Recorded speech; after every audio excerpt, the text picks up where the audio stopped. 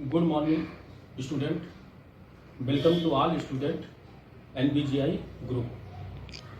बच्चों, डिटरमिनेंट में आज हम आपको एक्सरसाइज के क्वेश्चन हल करना बताएंगे कि डिटरमिनेंट के प्रश्नों को कैसे हल करते हैं। तो डिटरमिनेंट के प्रश्नों को दो मेथड से हल किया जा सकता है। एक तो बिना प्रसार किए हुए और दूसरा डिटरमिनेंट का प्रसार करके। तो जिसमें हम डिटरमिनेंट का प्रसार करके करेंगे उसमें कैलकुलेशन करके दिखाना होगा, और जिनमें कैलकुलेशन नहीं करना होगा तो उसमें जो हमने डिटरमिनेंट के प्रॉपर्टीज़ बताया है, परिगुण 4 बताए हैं, उन्हीं चारों का प्रयोग करके उसको हल करना है। तो उसमें हमें प्रसार नहीं करना होता। ओके, तो आज हम आपको ये बताएंगे कि डिटरमिनेंट के प्रश्नों को कैसे हल करते हैं। तो डिटरमिनेंट के जो क्वेश्चन होते हैं वो दो तरीके से आते हैं। एक डिटरमिनेंट दूसरे कोटि का हो और दूसरा डिटरमिनेंट 3 कोटि का हो। 3 कोटि का मतलब जिसमें 3 रो 3 कॉलम हो। क्लियर?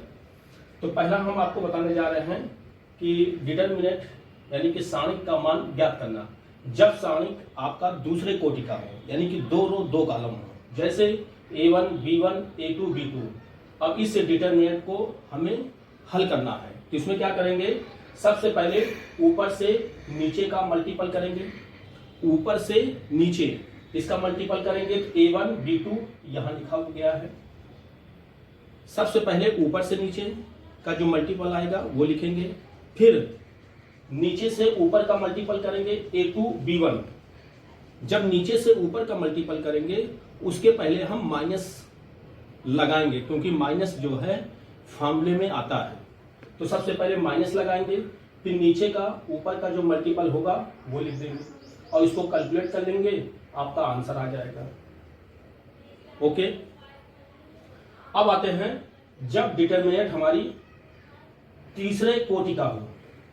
जब डिटरमिनेंट तीसरे कोटि का हो यानी कि जिसमें 3 रो 3 कॉलम हो, तो उन प्रश्नों को थोड़ा आपको ध्यान ये देना है कि उसमें 2 चीजें लेना पड़ता है।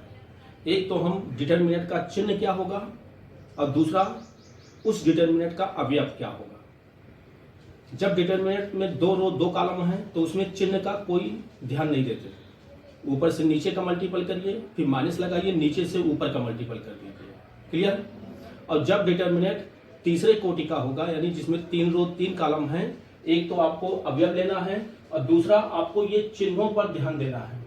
3 रो 3 कॉलम में आपको ये ध्यान देना होगा कि अगर हम R1 को लेकर प्रसार करते हैं तो R1 का जो चिन्ह होगा वो प्लस माइनस प्लस इस प्रकार से लेंगे।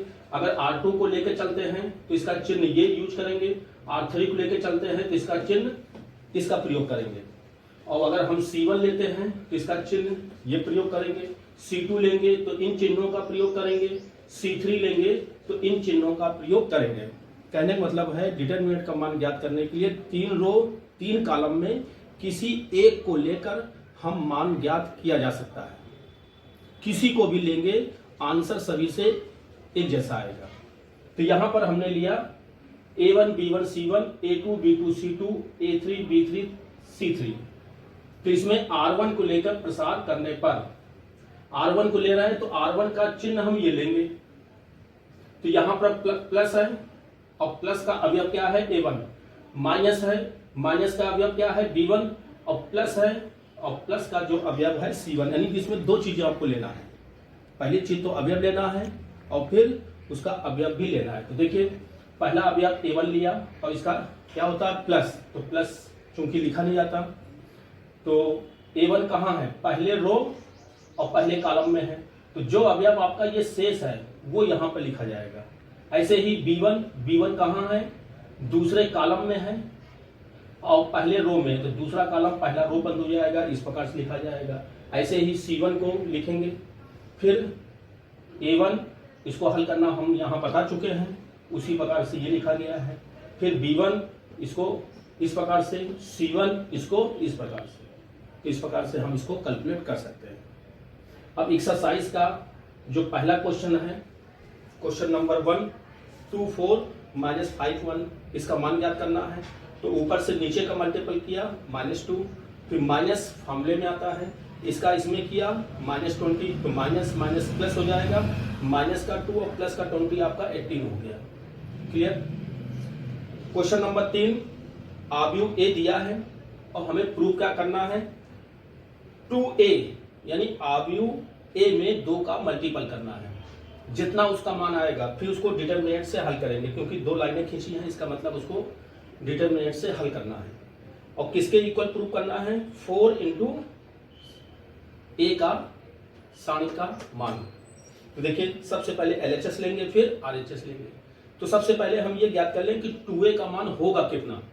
आव्यूह ए दिया है तो ए आव्यूह में 2 का मल्टीपल करेंगे, सभी को पता है आव्यूह ए में जब 2 का मल्टीपल करेंगे तो आव्यूह के अंदर जितने भी अवयव होंगे उन सभी में गुणा हो जाएगा। देखिए इस प्रकार से। ओके, फिर इसके बाद 2a का मान निकाल लिया।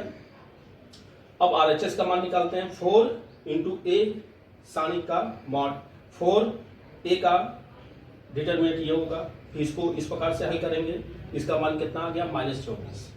तो RHS का मान हो गया -24। अब हमें LHS का मान निकालना है, 2a का सारणी से प्रसार करना है, तो 2a का मान ये लिखा हुआ है वो लिख दिया, डिटरमिनेंट लगा दिया, फिर इसको हल किया, 4 इंटू 2 8 और 8 इंटू 4 32, तो 8 माइनस 32 माइनस 24। तो इस प्रकार से LHS इक्वल RHS आपका प्रूफ हो गया।